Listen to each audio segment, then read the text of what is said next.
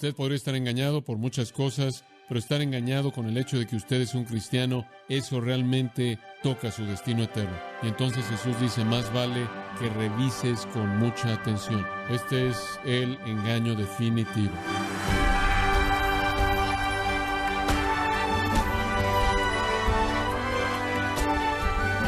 Sea usted bienvenido a esta edición de Gracia a Vosotros con el pastor John MacArthur. En la película Atrápame si puedes, se nos presenta la historia de uno de los engañadores más famosos de los Estados Unidos, Frank Agdale, quien adoptó identidades de piloto comercial, médico, profesor universitario y ayudante de fiscal. Este joven fue un maestro del engaño, de la mentira. Pero, ¿sabía usted que hay gente que está practicando el arte del engaño en la iglesia? John MacArthur nos da una mirada a este autoengaño destructivo en la serie titulada El Camino al Cielo, en Gracia a Vosotros. Abra su Biblia conmigo en Mateo capítulo 7. Nuestro texto para el día de hoy estará en los versículos 21 al 29. Mateo 7, 21 al 29. Permítame leerle esto como el contexto para nuestro día y pedirle al Espíritu de Dios que nos hable en estas verdades tremendas. No todo el que me dice, Señor, Señor, entrará en el reino de los cielos, sino el que hace la voluntad de mi Padre, que está en los cielos. Muchos me dirán en aquel día, Señor, Señor, ¿no profetizamos en tu nombre, y en tu nombre echamos fuera demonios, y en tu nombre hicimos muchos milagros? Y entonces les declararé, nunca os conocí, apartaos de mí, hacedores de maldad. Cualquiera, pues, que me oye estas palabras y las hace, le compararé a un hombre prudente que edificó su casa sobre la roca. Descendió lluvia y vinieron ríos y soplaron vientos y golpearon contra aquella casa y no cayó, porque estaba fundada sobre la roca. Pero cualquiera que me oye estas palabras y no las hace, le compararé a un hombre insensato que edificó su casa sobre la arena. Y descendió lluvia y vinieron ríos y soplaron vientos y dieron con ímpetu contra aquella casa y cayó, y fue grande su ruina. Y cuando terminó Jesús estas palabras, la gente se admiraba de su doctrina, porque les enseñaba como quien tiene autoridad y no como los escribas. Ahora, a lo largo del Sermón del Monte, en el capítulo 5, 6 y 7, el Señor ha estado presentando los estándares divinos de su reino. Como el Mesías ungido, el Cristo, el Rey, Él tiene ciertos principios que Él ha demandado de aquellos que desean entrar al reino. Ahora, esos principios ocupan el enfoque de este sermón, pero todos pueden ser resumidos en una palabra. El requisito para entrar al reino es que usted sea justo, justo. Y por lo tanto, el sermón entero está resumido en el capítulo 5, versículo 20. Porque os digo que si vuestra justicia no fuere mayor que la de los escribas y fariseos, no entraréis en el reino de los cielos. El reino de los cielos es el mundo de Dios, el dominio de Dios, la salvación, la vida eterna. Y la entrada a ese reino depende de la justicia. Ahora, ¿cuán justos debemos ser? Bueno, debemos ser más justos que los escribas y los fariseos. ¿Qué tan justos eran ellos? Bueno, ellos eran lo más justo que un hombre podía ser en sus propios términos. Ellos habían llegado a la cúspide del mérito humano en la religión. Ellos estaban obsesionados con la función religiosa. Hasta donde podía ver la gente que los conocía, que los rodeaba, eran excesivamente justos. Parecían hacer todas las cosas correctas, como orar y dar limosnas y ayunar.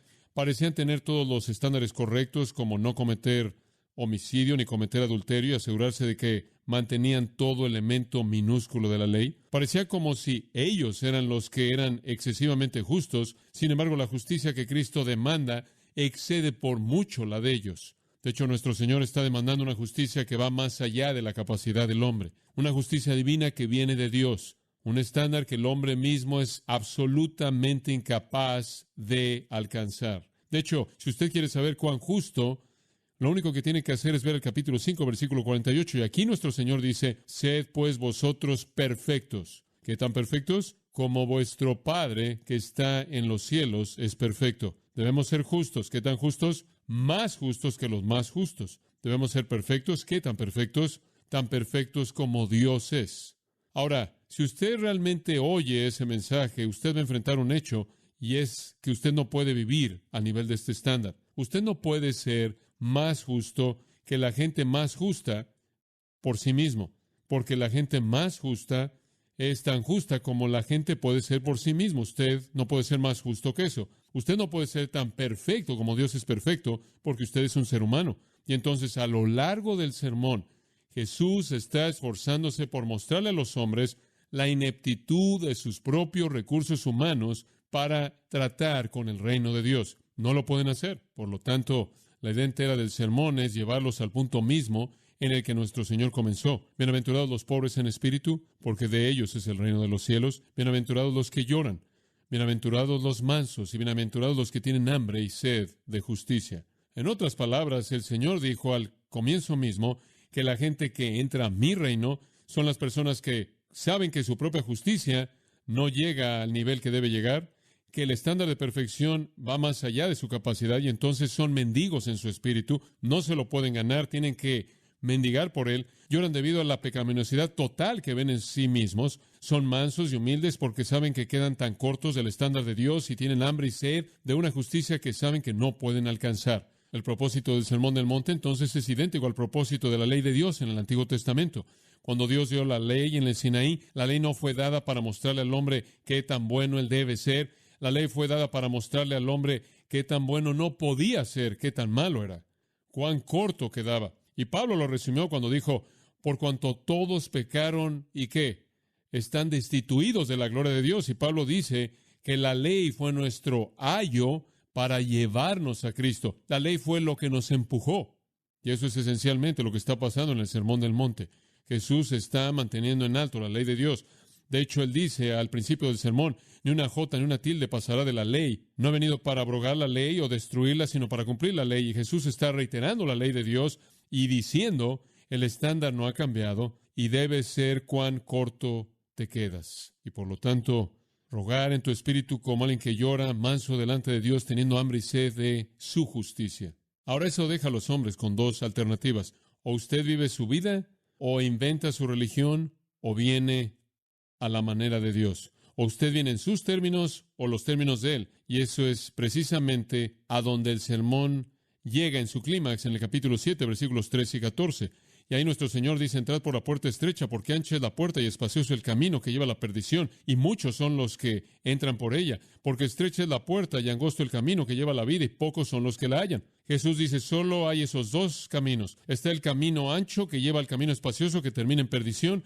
Es el camino de la religión fácil, es el camino de la justicia humana, es el camino de los escribas y los fariseos y aquellos que piensan que son lo suficientemente buenos por sí mismos.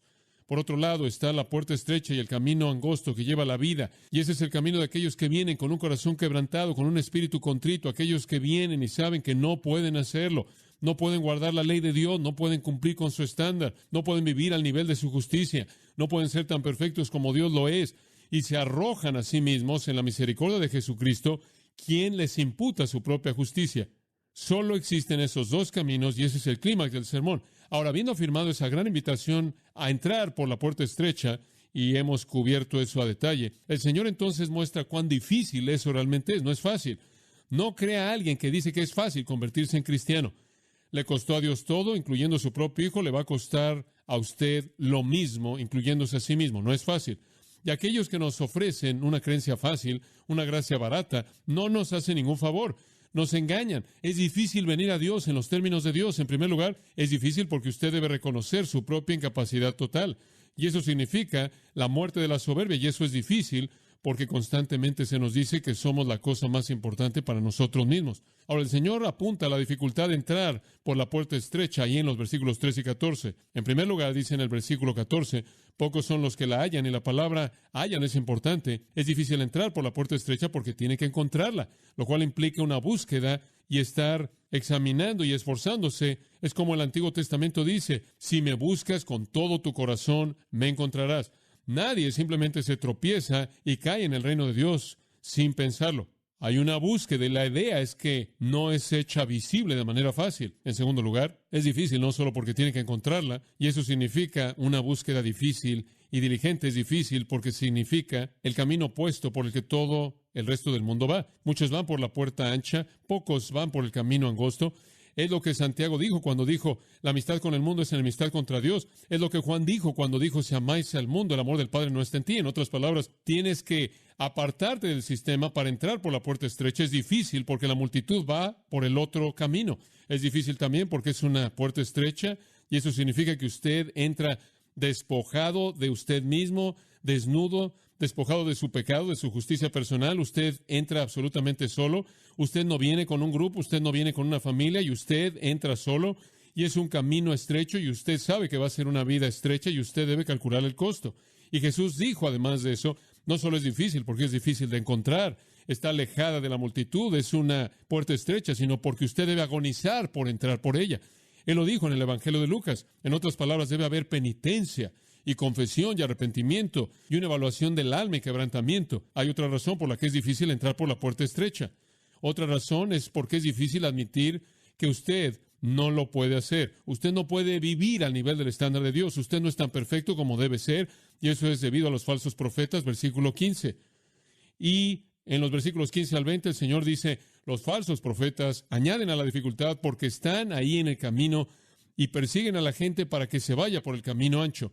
Son los que están tratando de desviar a todo mundo para cumplir con los propósitos de Satanás y los fines de Satanás, diciéndole a la gente que pueden entrar por la puerta ancha con todo su pecado y todo su egoísmo y pueden ir de lado a lado y estar por ese camino grande de lado a lado y hay un precio pequeño que pagar.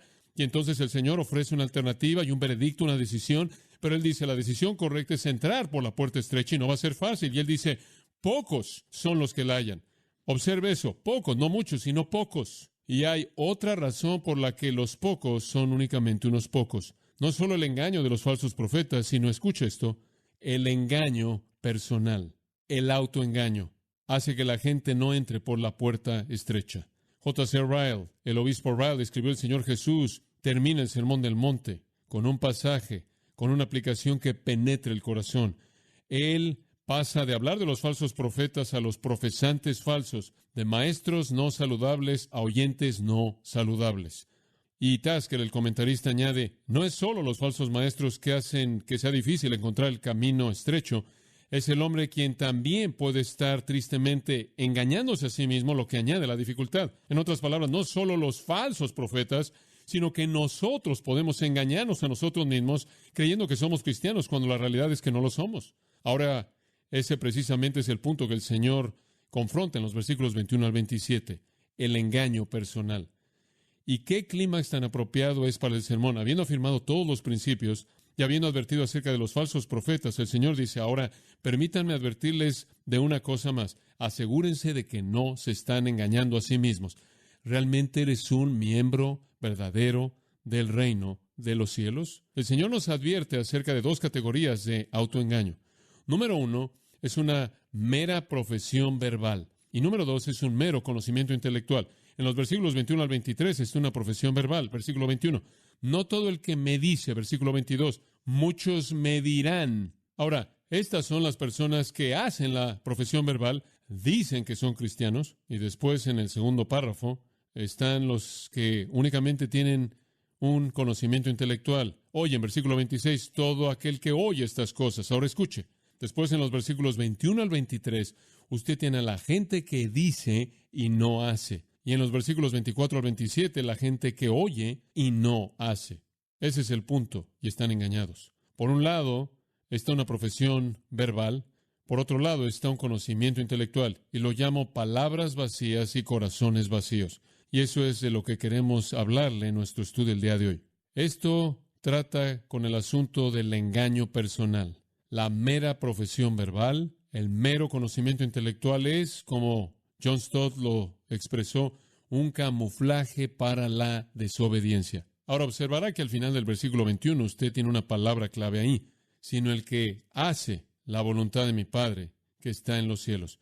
No son los que dicen y no son los que oyen, son los que ¿qué? ¿Qué hacen? En otras palabras, el Señor está diciendo, si tú no vives una vida justa, no me importa lo que digas o lo que oigas, estás engañado. Ahora, esta es una palabra muy, muy fuerte. Y quiero que escuche conforme el Espíritu de Dios habla.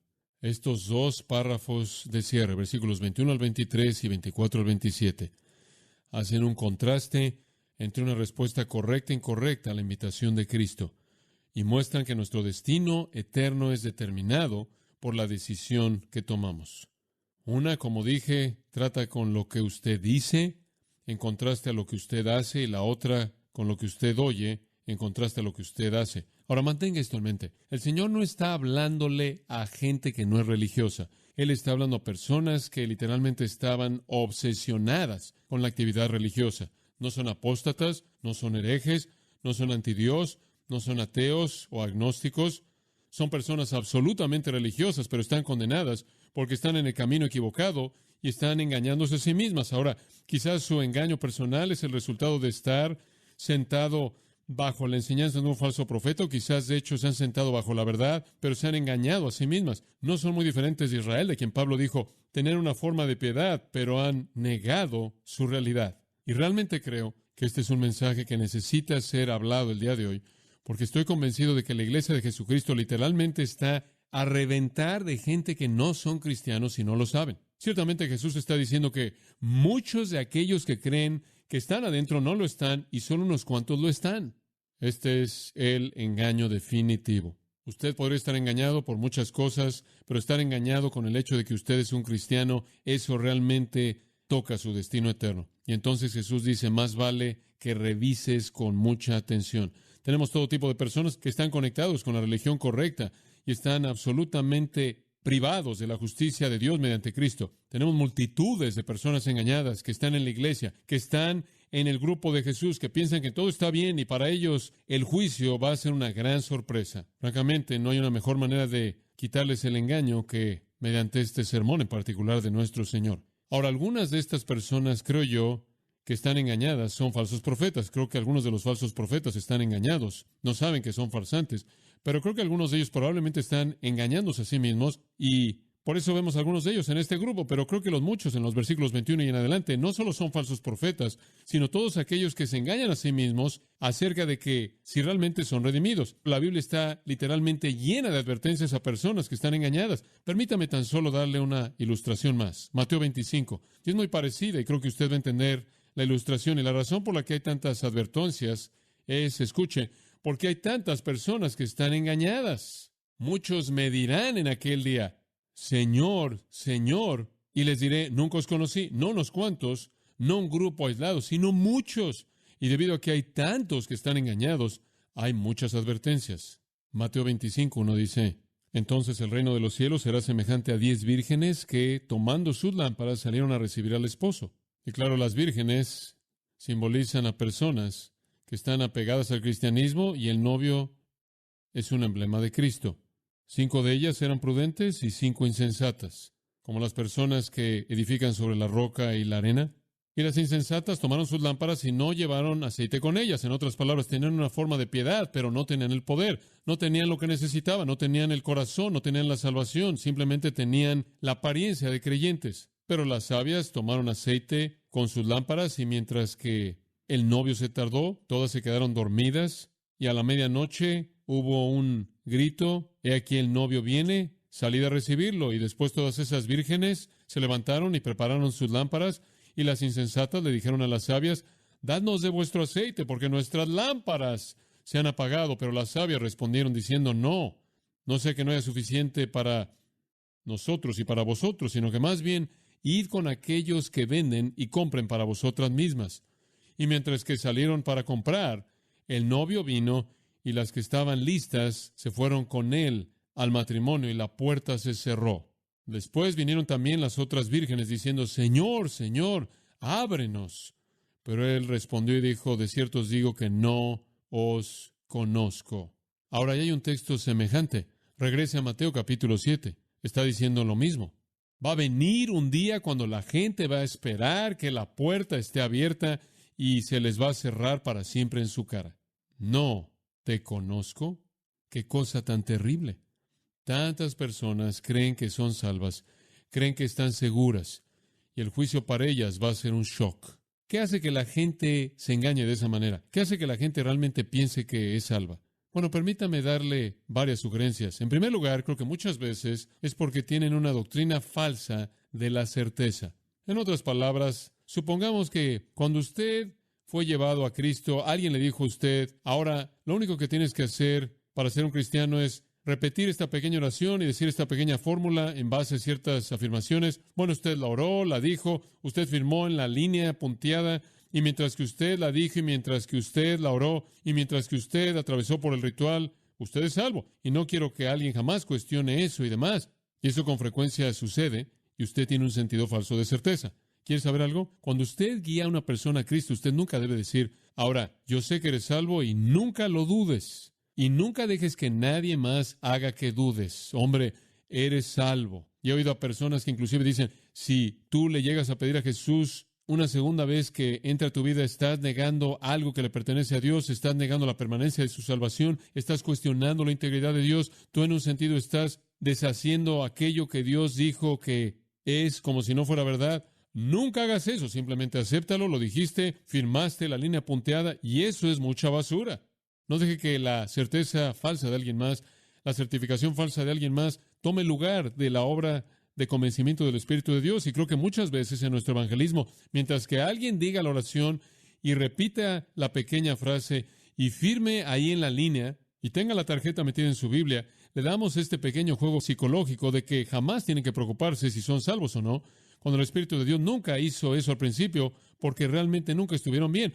Nunca le puedo decir a alguien, bueno, ahora, hombre, sé que eres salvo, nunca jamás lo dudes, nunca vuelvas a pedir, todo se acabó porque recitaste la pequeña fórmula. Si hago eso, le doy una certeza psicológica de algo que ni siquiera sé si es verdad. Cuando Jesús dijo, la semilla de la palabra cae en 4 tierras, solo una de las 4 resultó ser verdadera.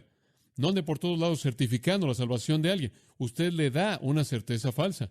Permita que Dios les dé la certeza mediante su Espíritu, dando testimonio a su espíritu de que son los hijos de Dios y clamando a Abba Padre. Deje que Dios les dé certeza cuando ellos añaden a su fe virtud. Y conforme añadan a su fe virtud y paciencia, y piedad, y amor, entonces su elección será segura. Entonces sabrán que han sido perdonados de su pecado. Entonces no estarán ciegos a la realidad de la salvación.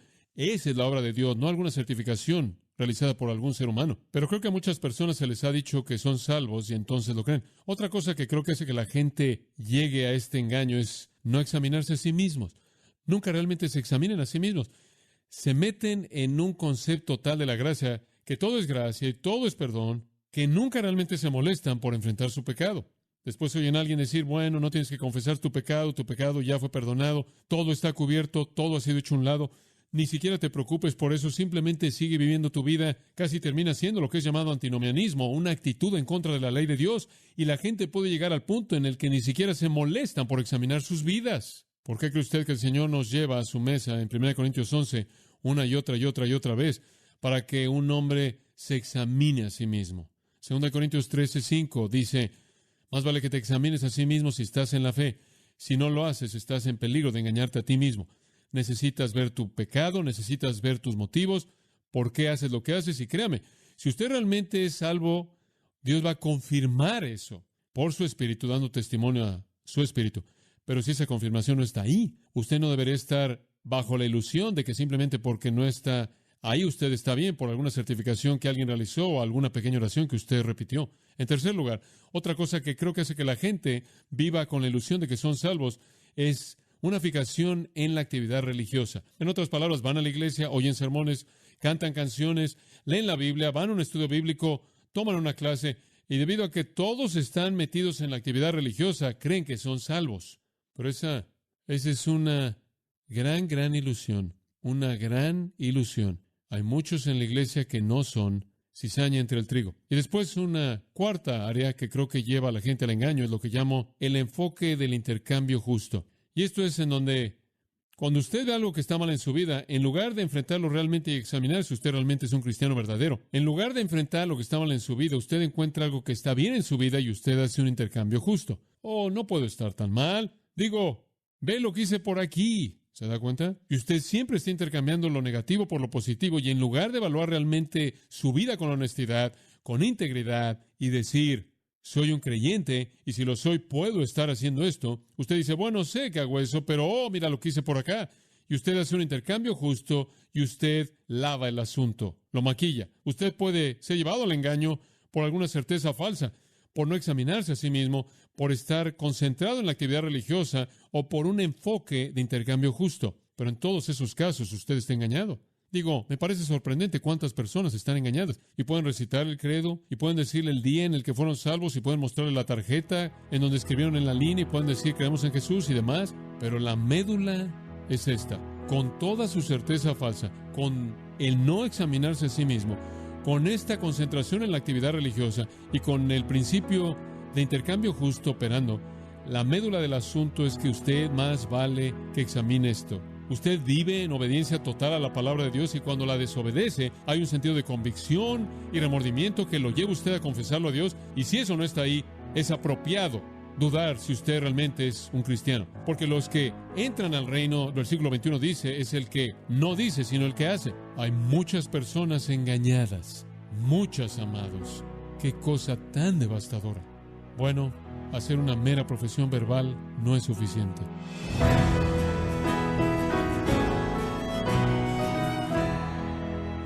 John MacArthur nos ha enseñado que una persona puede decir que es ser cristiano y confesar serlo, pero esto no es evidencia de una salvación